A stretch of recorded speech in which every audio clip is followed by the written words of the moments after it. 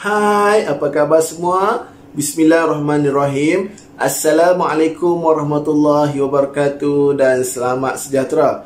Baiklah, bertemu kembali kita dalam pembelajaran subjek Bahasa Melayu Sekolah Rendah. Jadi kali ini kita akan belajar bersama-sama mengenai Bahasa Melayu tahun 4 Sekolah Jenis Kebangsaan. Jadi adik-adik bolehlah merujuk buku teks Bahasa Melayu tahun 4 Sekolah Jenis Kebangsaan pada muka surat 34.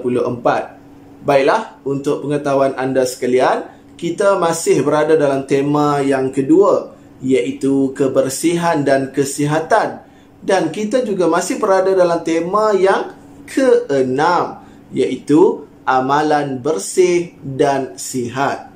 Baiklah, standard kandungan yang kita akan belajar kali ini merupakan 3.3, iaitu menghasilkan penulisan. Seterusnya, standard pembelajaran pula yang kita akan belajar kali ini merupakan kandungan asas dalam dokumen penjajaran kurikulum versi 2.0 bagi subjek Bahasa Melayu tahun 4 Sekolah Jenis Kebangsaan, iaitu 3.3.1. Standard pembelajaran ini ialah menulis draft dan menghasilkan penulisan imaginatif dan deskriptif. Baik, objektif yang perlu kita capai dalam pembelajaran kali ini ialah dapat menghasilkan sebuah karangan berdasarkan draft yang telah dihasilkan. Baik, ini tajuk kecil kita, iaitu bersih, hidup, sejahtera. Maksudnya di sini, kebersihan merupakan satu perkara yang cukup penting. Kalau kita nak tengok, kita tinggal dalam tempat yang selamat, sihat, selesa, kita pun rasa suka untuk tinggal, bersihlah jawapannya. Itu yang dimaksudkan dengan tajuk kecil kita, bersih, hidup, sejahtera. Baiklah, ini merupakan draft penulisan ataupun draft isi karangan yang telah diberi dalam buku teks kamu. Gambar pertama, kalau kamu tengok, mereka sedang bergotong royong di kawasan ruang tamu. Ada yang sedang memanjat tangga sambil mengelak kipas. Kemudian ada yang mengemok. Kemudian ada juga yang sedang lap meja, lap tingkap. Jadi itu gotong royong yang dilakukan dalam keluarga. Baik, jadi kita tengok draft yang telah diberi pada hari Minggu lalu, Dinesh dan keluarganya telah mengadakan aktiviti gotong royong membersihkan rumah. Jadi dalam draft yang diberi ini mungkin ada kesilapan, mungkin ada perkataan yang tertinggal.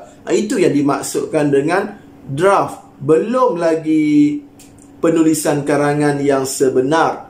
Draft kita boleh tulis dulu supaya kita tidak terlepas ataupun tidak terlupa idea-idea yang ada dalam fikiran kita. Itu pentingnya draft penulisan karangan. Baik, gambar kedua kita tengok dengan lebih dekat. Seorang bapa iaitu Encik Gunalan sedang mengelak kipas angin. Dia menggunakan ataupun memanjat tangga kerana kipas itu terletak agak tinggi. Baik, nampak juga di belakang tu ada seorang kanak-kanak lelaki sedang mengelak cermin tingkap. Jadi draft yang telah diberi, ayahnya Encik Gunalan menggunakan sebuah tangga membersihkan kipas yang berabuk. Dia menggunakan kain pengelap. Ini draft. Jadi ada mungkin tanda baca perkataan yang kurang sesuai. Ini yang dimaksudkan dengan draft penulisan ataupun draft karangan. Baik, gambar ketiga kita nampak gambar kanak-kanak lelaki, iaitu Dinesh membersihkan cermin tingkap. Jadi kalau kita lihat pada draft Dinesh pula membersihkan cermin tingkap rumah. Dia menggunakan sehelai kain dan pencuci cair.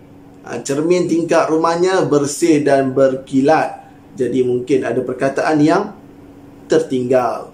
Okey, baik, seterusnya draft yang keempat. Ini diberi dalam bentuk point ataupun dalam bentuk dot saja. Kita nampak ada gambar rumah yang ditunjukkan dari luar.